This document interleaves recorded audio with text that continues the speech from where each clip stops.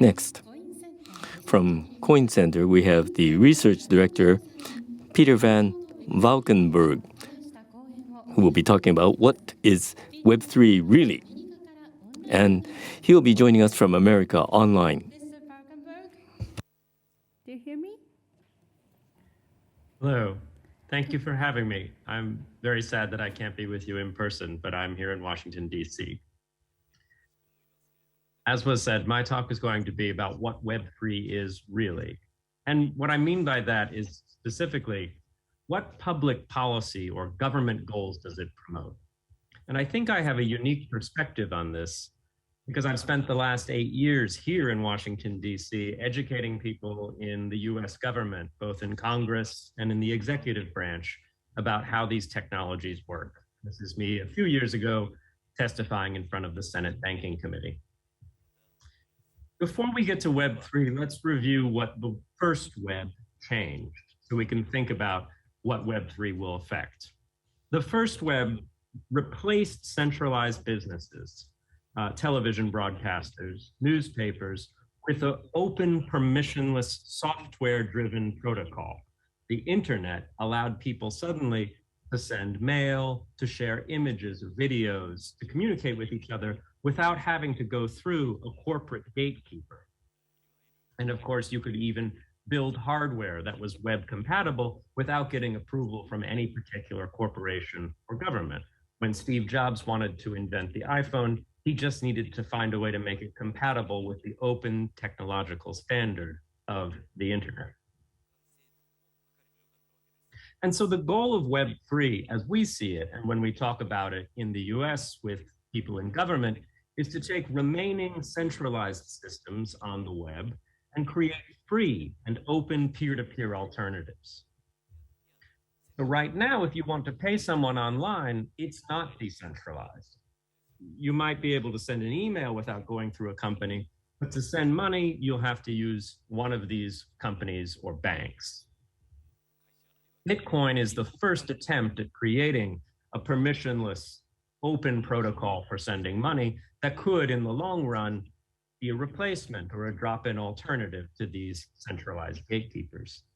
And these protocols are layers. So the Bitcoin protocol is built on top of the open internet protocol. And the Lightning Network, a payment channel for fast payments, cheaper payments, is built on top of the Bitcoin protocol.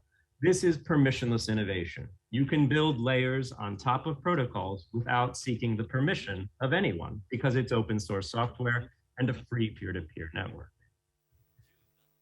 From our perspective and what we tell people in Congress and what we tell people at the regulatory agencies is this openness promotes 3 government policy goals: innovation and competition, privacy and autonomy, and identity and cybersecurity. I'll go briefly into each of these 3 policy goals for the remainder of the talk. Competition and innovation should make a fair amount of sense. When you have gatekeepers who bar entry into the industry, it can be hard for a new business or a new person with an idea to get started. But of course, if the payment protocol is open, building a payment-capable device is much lower cost. The fixed costs to entry in the industry or sector are reduced.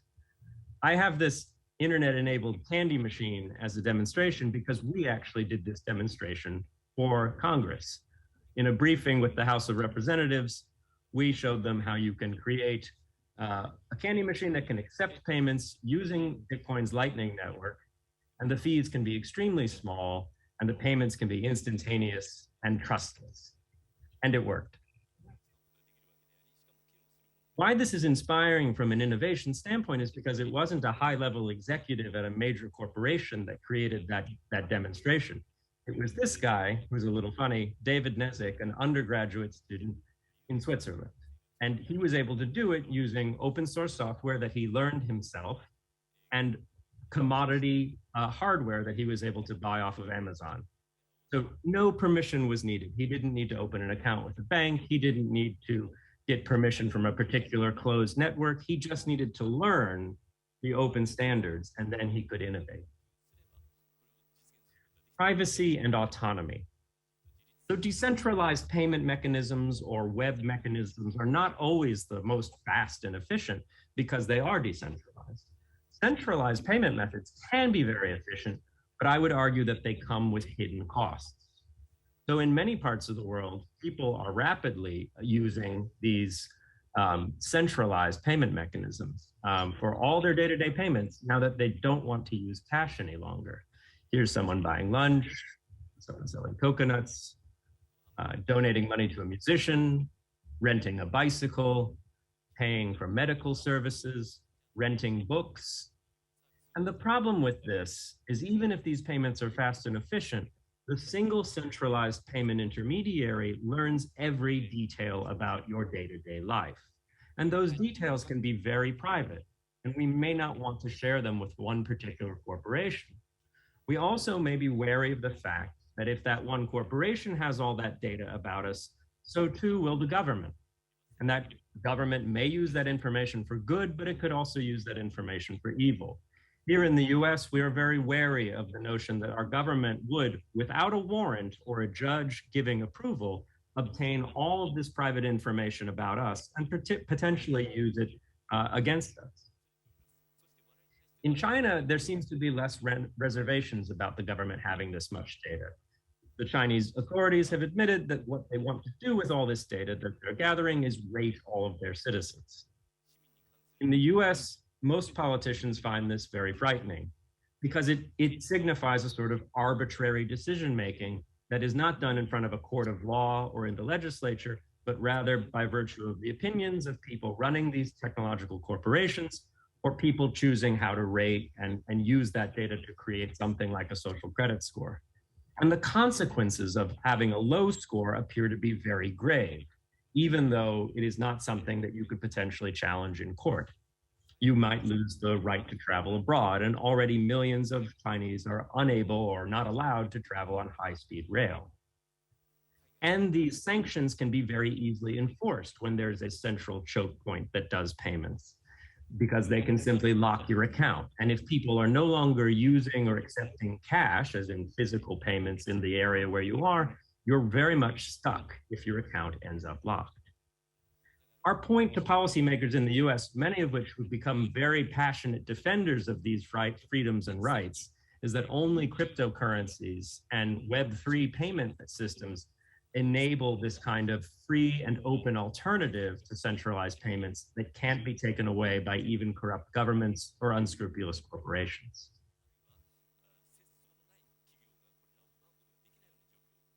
Finally, identity and cybersecurity.